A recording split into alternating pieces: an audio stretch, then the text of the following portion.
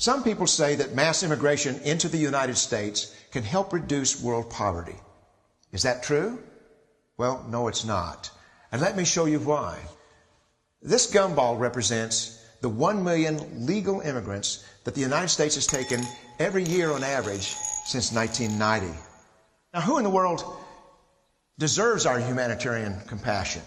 The World Bank has one measure of the desperately poor of the world. They make less than $2 a day.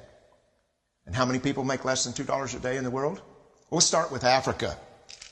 In Africa alone, there are 650 million people who make less than $2 a day.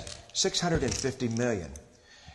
And in India, another 890 million people, desperately poor. China adds another 480 million people, making less than $2 a day. And unfortunately, the rest of Asia has a heartbreaking 810 million people who the World Bank says make less than $2 a day. And finally, there's 105 million of Latin America's population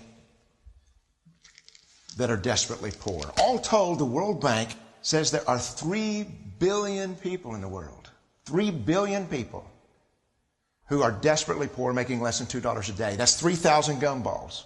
And every year, we take 1 million and suggest that we've somehow made a humanitarian difference. The plurality of people come from Mexico. And Mexico is poor. How many people in the world live in countries that have average incomes lower than that of Mexico? And the World Bank tells us that that number is these 3 billion plus another 2.6 billion people.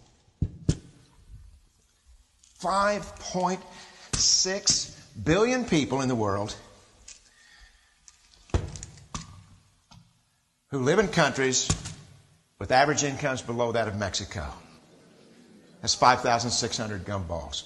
And so what is it that the elites are telling us? They're telling us that when we take this 1 million immigrants, that we somehow or another are tackling world poverty. The impossibility of making even a dent is actually worse than it looks here. Because last year, when we took 1 million immigrants, these countries added, births over deaths, 80 million more people into the impoverished population.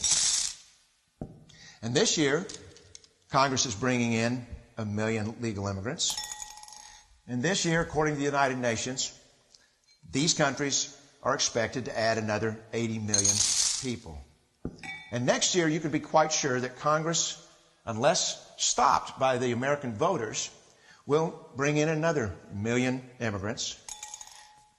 And these countries, unfortunately, will be adding another 80 million people into these impoverished nations. We could take 5 million a year, but we'd never get ahead of what's happening in these countries. Not in this century. Don't you see? Immigration can never be an effective or significant way to deal with the suffering people of the world. They have to be helped where they live. Let's help them there.